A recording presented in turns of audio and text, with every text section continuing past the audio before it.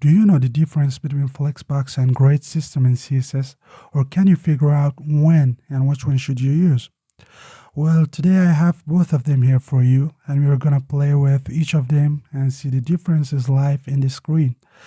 And in the last, as a conclusion, I will show you the best approach to lay out a web page by combining Flexbox with Grid and using them one inside another, since that's probably what you're gonna do in real life. But before we start, I want to say that in the case that you found this video helpful, please don't forget to give it a like and subscribe to this channel to watch more videos just like this. So let's get started. Okay, so here is my CSS codes. You can see that I have applied some basic styles here so that you can see what's going on in the page. We haven't touched these containers, just we have added some widths and heights and background colors, and these items only they have some background colors. You can see them here. So we have a flex container. Actually, this is not a flex container yet, but this is a container that we will change it to a flex container. This is this one. So you can see it has only a background color. And then our flex items, these are supposed to be our flex items. Actually, they are not yet, but we will make them flex items, so you can see that they have only some background colors. And here is our grid container.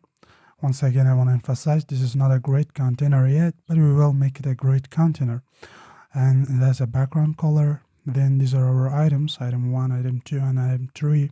So you can see that they have only some background colors. Well, and I have actually here I have a hidden code. So this is hidden for now. You can't see anything. But when we are done with our comparison between Flexbox and Grid, then we will jump into our third section, which will be a kind of combination of Flexbox and Grid. It is a completely separated thing, so therefore I have hidden that. But we will jump into that next.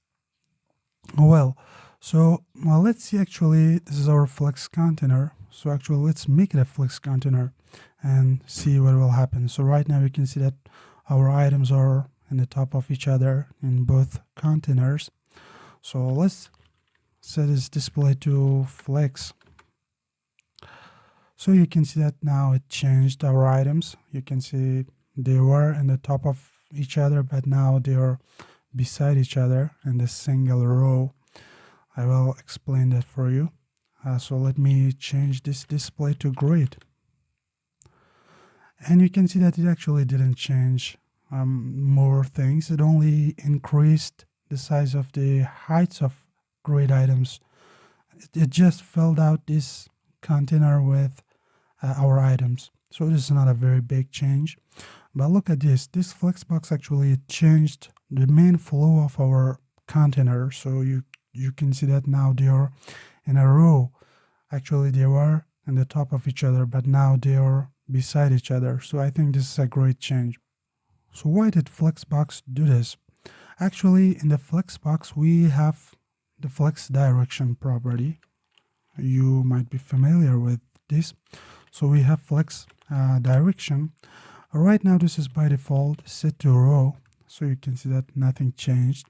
And that means that our flex container, which is this whole thing, rectangle, so it is a row. It is supposed to be a row. When we set our display to flex, so it is by default set. So let me clear this.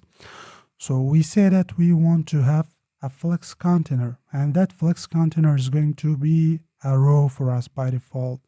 And then it sets our items each one as a column. So you can see that this is our first column, second column, and third column. Now we are able to play with these items with the Flexbox properties. But in here, you can see that this grid actually did not change the flow of our container and our items. So it just increased the height of our grid items to fill out all of this container space. So you can see that they are having an equal height. So this is great, I think. But now, instead of deciding the main flow of our container, Grid actually lets us to decide how many rows or columns do we need. So you can see in Flexbox we don't have any choice, so we have only one row And then we have a bunch of columns, so they are our flex items. And we don't have any choice to make another row, for example, or we can't actually do a lot of things with Flexbox. But in the grid, it lets us to create anything that we want. So right now you can see that we have 3 rows inside this grid container. And then we have a single column. So all of this is a single column, but we can divide this. We can play with our items. We can create as much column as we want, and we can create in the same time as many rows as we want. So this is great, I think. So let me play with this. Actually, Grid allows us to decide how many rows or columns do we need. So we have Grid template, for example. This is a property that we can set how many rows and columns do we need inside our Grid container. So let's say that we want to have 2 columns, and then we want to have 3 rows no matter. So for creating 2 columns and 3 rows, actually we should write rows in here in the first.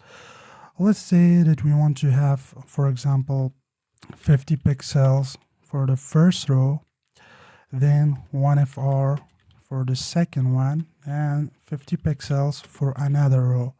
Then we put a slash, which means that we are going to define our columns now. So in the columns, we need to have something like this. We should have this size of column. So this should be our first column, and the rest should be our second one. So what we can do actually is to set, for example, 1FR and then 3FR. So now you can see that we have 1FR and 3FR columns, and then we have 3 rows. Actually, this is the last row, and then it allows us now to decide which row is for which column, or which item should go in which row or column. So it is great, I think. So the first item, let's say that we want to say that make it, for example, a grid column. I wanted to start from column 1 and end to the column end of the row. So you can see that now this grid item 1 took all of these columns in the first row. And the last row, actually we need to have another item, but I don't want to add another item here. So let's fix this as it is. So we need to have actually 2 rows. Let's change this to 2 rows. Only, I think it will be fine. So you can see that we now have 2 rows and 2 columns. So you can see that now we have both rows and columns in the single grid container. But in the Flexbox, we don't have this ability. We can't define a separated row, for example, or column. So this is a Flexbox with a flex direction of rows. So if we want to fill out this amount of leftover space with our flex items, so we can do it easily. For example, I can come here, no matter which one we select. So let's add it in the second flex item. So I can write here, for example, flex row of 1. It will act like FR in the grid, so it will take all of the leftover space. So you can see that now we are playing with our flex items, but we have a single dimension, and here we have 2 dimensions. We have rows and columns in the single container. We can do crazy things in this grid, but we can't do actually complex design in this Flexbox. You can see we have only 1 row, but here this is a single row, and this is another row. This is a column, so this is another column. However, in the Flexbox we have our columns, right? But we don't have our rows, so we can decide, for example, we want to have this design, and then, for example, I want to have another thing. I mean, we don't have 2 dimensions, so we have a single dimension. So in the grid, we can create crazy designs and layouts, very complex ones. But in the Flex, it is actually for creating a simpler design. You can see that we have a single dimension, a row-based Flexbox it is. but we can have a column-based flexbox too. So in that time, we will have a single dimension too. So we will have a column. All right. So next we have order in the flexbox. For example, this is flex item 3. So I can, for example, change the order of these flex items without touching HTML. For example, I can write here order, and then, for example, actually this is flex item 1. So let's change this anyway. I want to give it 3. So now you can see that this flex item 1 is positioned as a third flex item. So in the HTML, this is flex item 1. It should be displayed first, but we kind of changed the order of our items in here based on the Flexbox order property. So now this is flex item 2, which is in the first place. I can change this to, for example, I can set it order to back to 2. So now our flex item 3 is first, flex item 2 is second, and flex item 1 is third. So this is what we can do with our flex items. Actually, we can do the same thing for our grids, but we can do crazier things here. For example, let's come into our grid item 2. So this is this one. So let's say, for example, we want to move this grid item 2 to the top, and then we want to bring this one in its place. So we want to kind of switch these two positions. So right now we are in the grid item 2. I can write grid column. So here is the property that we can define where our grid item should start and where it should end. So I can write here, you should start from column 1 and then go all the way to column, the last column actually. So now you can see that it took all of these columns, it kind of spanned all of this available space. Now we can change its row. So we want it to be in the first row. I can write grid row, and then I want to give it a start of 1 and no matter end of 3, for example. Oh, sorry, 2. So now you can see that our grid item 2 is in the first place.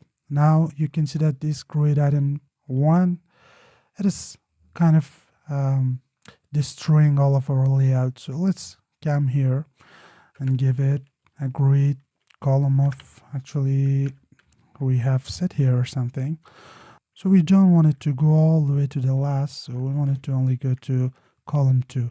So now you can see that we changed these two positions, and we can do a lot of crazy stuff in here.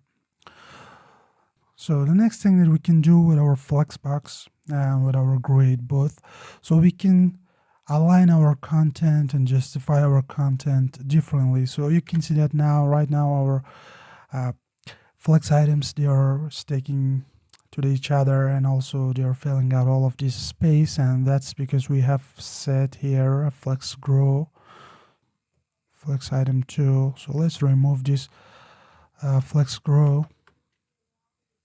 Now we have our flex items, and now we can justify and align our content inside this Flexbox. We can use justify content. For example, if I want to have some space around these items, I can write a space around. You can see that now we have some spaces. We can write a space between.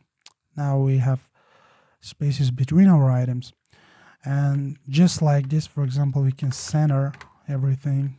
Now they're in the center horizontally, and now vertically we can use align items property. And for example, if I write center, now you can see that we are in the center horizontally and vertically. And we can write, for example, flex start and flex end if we want. Now you can see we are in the bottom of our flex container, and if I write flex start, I mean we can do everything with our Flexbox container and with our flex items actually. So let's remove this too. All right. So basically we can do something with our flex items independently. For example, I can write align self, for example. I don't know, align self and flex start or flex end. So you can see that now we are in the item 1. I remember we have changed the order, so it is order number 3, so it is this one. So the flex item 1, now it is in the bottom of our flex container. So we can do this sort of stuff with our Flexbox, and we can do the same thing with our grid too. For example, I can come here, and for seeing it, we can change these FR elements to something else. For example, let's say 100 pixels, and then I don't know, 100 pixels and 200 pixels, so that we have some spaces to see actually the spaces between our items. Now we can use justify content center for our grid, and you can see that we are centering everything in this grid container. And we can write, for example, start. Remember, we don't use flex start, flex end. We just use a start, and if we want to end, you can see that now it is in the end of our grid container horizontally, and vertically the same thing. So let's keep it center. I can write align. Remember, align items, we use this with Flexbox, but now for grid we can use align content, and we can use, for example, center. You can see that now we are centering everything vertically, and we can do actually everything that we could do with Flexbox. We can do the same thing with grid. The only difference is that we don't use flex start, flex end for our grid. We only use start, end, stretch, center, and this sort of stuff. And for aligning items, in the Flexbox we used align items, but here in the grid we use align content. So this is the difference between Flexbox and grid actually. So this was some of similarities and also differences between Flexbox and grid. Now I'm going to show you the best practice and the best approach to lay out your website by combining these two tools, these two powerful tools. So these both have their own powerfulness and strength and their own weaknesses. For example, if we have a simple design, so if you want to create it with grid, actually we are bothering ourselves and we will suffer a lot. And then if we have a complex design and we are trying to make it with Flexbox, actually this is also suffering and we are bothering ourselves. The best way is to combine these two. These both have their own use cases, but if we combine these two tools, actually we can easily achieve our layout and our design, and this is actually very common between developers today. So these two were our sections. Now I want to display it into none. Now here we should have something main. Oops, here we have set this main to none, so I can remove this. Alright, so you can see that now we have a basic design. Suppose that this is your website. So this is your website. So we have a bunch of, actually let me show you here. Let me expand this. So we have a main layout. Here is our header. This is our, for example, brand, and this is our navigation bar. And then we have a sidebar, a main content, and a footer. But in the design, you can't see anything actually. So let's come in the layout. The main layout is all of this container thing that you can see. So what I'm going to do is actually I'm going to create my layout with grid, and then I will show you where we can use Flexbox and inside this grid. So let's set this display to grid, and now we should define our rows and columns. Now let's say grid template. So we want to have, for example, something like this. So here should be our header, then our footer. Between this we should have a sidebar and then our main content. So we are going to have at least 3 rows. So what I'm going to do is I'm going to say 50 pixels, or actually 60 pixels for our header part, and 1FR for our main content and sidebar, and then 60 pixels for our footer. These are our rows, and then I'm going to define my columns. Actually, let me jump into the new line so that you can see them properly. So I want to have columns. So, and the only thing that we are carrying is this sidebar thing and main. So let's say that we want to have 1FR and 3FR. All right, it's looking good. Now the only thing that we need is to come here in the header and give it a grid, not grid, grid column, and start it from 1 and end it to -1. So it will take all of this first one. You can see that it is behind this sidebar, so we can only give it the index of, for example, 2. Now you can see this in the top. And in the footer, we can do the same thing. I can write grid column and start it from 1 all the way to the last. So here is our footer. So now you can see that we have achieved our layout with only 3 lines of code with grid or a grid system.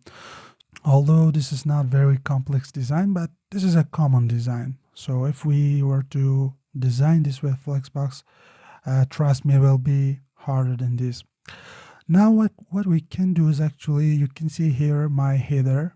So here is my brand link and here is my navigation bar. Now we want to, for example, place this navigation bar and this brand link very nicely inside this header. For example, if you want to display these links beside each other in this row, in this header with grid, actually it will be very complex for you. But if we use Flexbox, it will be very simple. So what we can do is actually, let's see what we have here.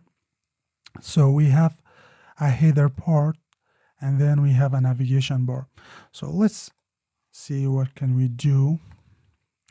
So I can actually, I have header selected here. So in the same time that this header is a grid item, so this is a part of grid container, but in the same time it can be a flex container. So this is, for example, our header. So it is a part of grid. It is a grid item. So it can't do anything outside of it, but inside of itself actually can do anything. It can be a container itself.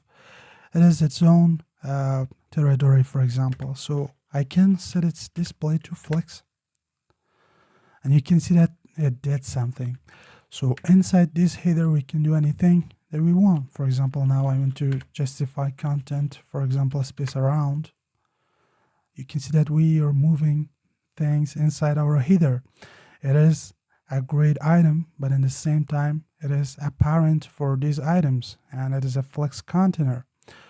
So let's align our items to center too. Now you can see that our items are perfectly in the center.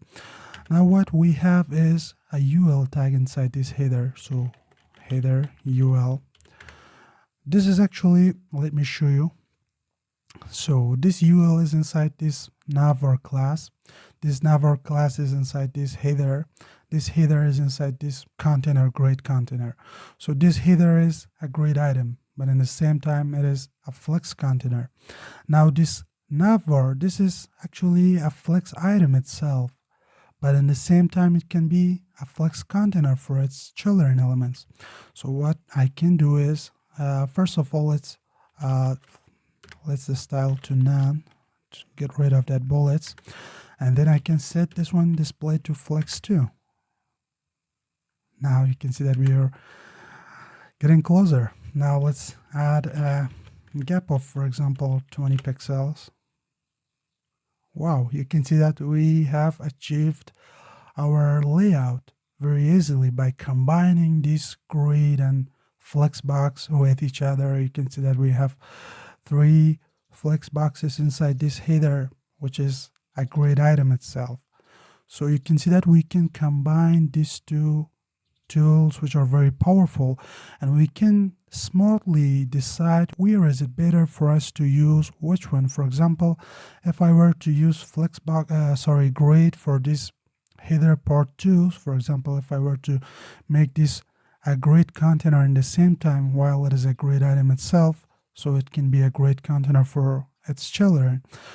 But trust me, I have tried that. It will be very, very complex. So you can actually, nothing is very complex, but it is just an extra bothering. You can achieve this very easily with Flexbox. So why wouldn't you do that? So go ahead and use Flexbox where it is easier for you to achieve your thing. And if you think that you're going to have a complex design, you're going to have different rows and columns, so go ahead and use Grid. I mean, you should always write your code in a smart way, so be smart and use everything that's on place. Alright, I don't think there is any other special thing about Flexbox and Grid in CSS. You can use any of them independently, or you can combine them together to make your desired layout very easily, since this is the way that all developers find themselves comfortable with. So once again, I really hope this video could help you a little. If you couldn't wrap your head around any of these two topics, I have other videos that I'm sure will help you understand them properly. Feel free to head in the description and watch those videos too. So don't forget to like and subscribe. Thank you for watching and see you soon.